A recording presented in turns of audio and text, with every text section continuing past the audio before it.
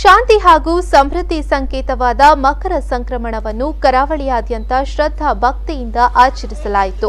ಇತಿಹಾಸ ಪ್ರಸಿದ್ಧ ಕದ್ರಿ ಶ್ರೀ ಮಂಜುನಾಥೇಶ್ವರ ದೇವಾಲಯಗಳಲ್ಲಿ ಬೆಳಗ್ಗೆ ಭಕ್ತ ಸಮೂಹ ಕಂಡುಬಂತು. ಶಬರಿಮಲೆ ಭಕ್ತರು ದೇವಳಗಳಲ್ಲಿ ಕಂಡುಬಂದರು.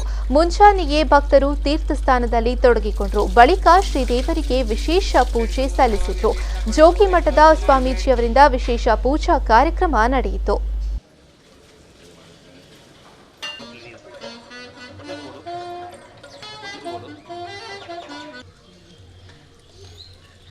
ಕದ್ರಿ ಪ್ರಾರಂಭದ ಉತ್ಸವ ದಿನ ನಿನ್ನೆ ತಂತ್ರಿಗಳ ಯಾಗ ಪ್ರವೇಶ ಆಗಿ ವಾಸ್ತುಪೂಜೆ ರಕ್ಷೋಗನ ಎಲ್ಲ ಮಾಡಿ ಇವತ್ತು ಬೆಳಗ್ಗಿನ ಒಂದು ಮುಹೂರ್ತದಲ್ಲಿ ಧನಪೂಜೆ ನಡೆದಿದೆ. ಇವತ್ತು 30ನೇ ದಿವಸದ ಒಂದು ಧನಪೂಜೆಯ ವಿಶೇಷ ದಿನ.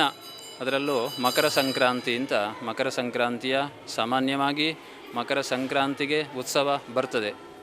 ಅಪರೂಪಕ್ಕೊಮ್ಮೆ ನಮ್ಮ ಧನಪೂಜೆಯ 30ನೇ ದಿವಸವೇ ನಮಗೆ ಕದ್ರಿ ತೀರ್ಥ ಅಂತ ಹಿಂದಿನಿಂದ ಬಂದಂಥ ಒಂದು ಸಂಪ್ರದಾಯ ಅದು ಇಷ್ಟರವರೆಗೆ ಅನೂಚನವಾಗಿ ನಡೀತಾ ಉಂಟು. ಅದರಿಂದ ಇವತ್ತು ಕದ್ರಿ ಶ್ರೀ ಮಂಜುನಾಥ ಸ್ವಾಮಿಯ ಕ್ಷೇತ್ರದಲ್ಲಿ ಅದರಲ್ಲೂ ಬೆಳಗಿನ ಧನುರ್ಮಾಸದ ಪೂಜೆ ಮುಗಿದು ಬೆಳಗ್ಗಿನ ಒಂದು 8:30 ಹೊತ್ತಿಗೆ ನಮ್ಮ ಕ್ಷೇತ್ರದ ತಂತ್ರಿಗಳು ಮತ್ತು ನಮ್ಮ ಜೋಗಿಮಠದ ಅರಸರು ಅವರು ದೇವರ ಹತ್ರ ಪ್ರಾರ್ಥನೆ ಮಾಡಿ